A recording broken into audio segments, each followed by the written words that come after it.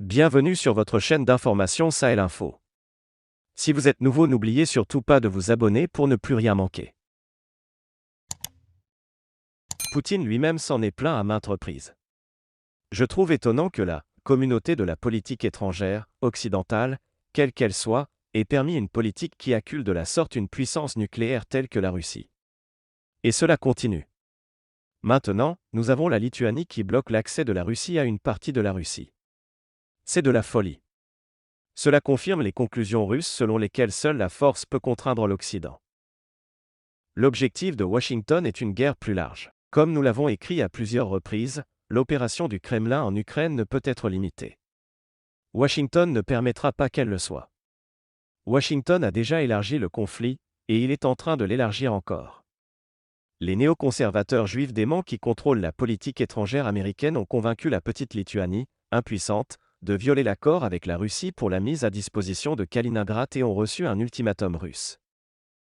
Le porte-parole abruti du département d'État, Ned Price, a qualifié l'ultimatum de « fanfaronnade ». La Maison-Blanche dit que Washington soutient la Lituanie. En d'autres termes, Washington incite à une guerre plus large. Le conflit dans le Donbass s'est déroulé lentement, car il s'agit d'une guerre au milieu d'un peuple russe rattaché à l'Ukraine par les dirigeants soviétiques. Les troupes russes se battent avec des restrictions pour minimiser la mort et la destruction dans la région du Donbass, d'où les forces ukrainiennes sont chassées et détruites. Une guerre plus large ne sera pas menée au sein des populations russes.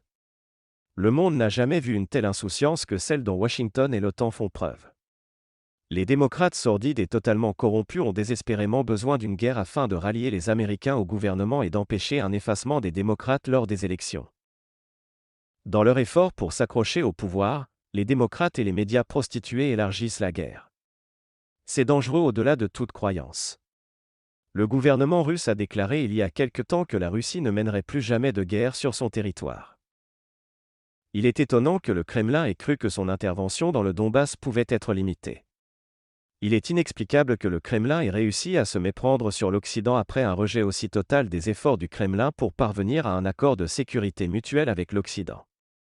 Apparemment, le Kremlin n'a pas pris au sérieux la doctrine Wolfowitz.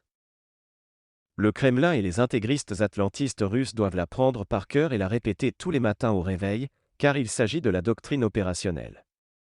Selon cette doctrine, le Kremlin a deux choix. La Russie peut renoncer à sa souveraineté ou la Russie peut détruire l'Occident. La Russie n'a pas d'autre alternative. Le monde entier doit comprendre cela.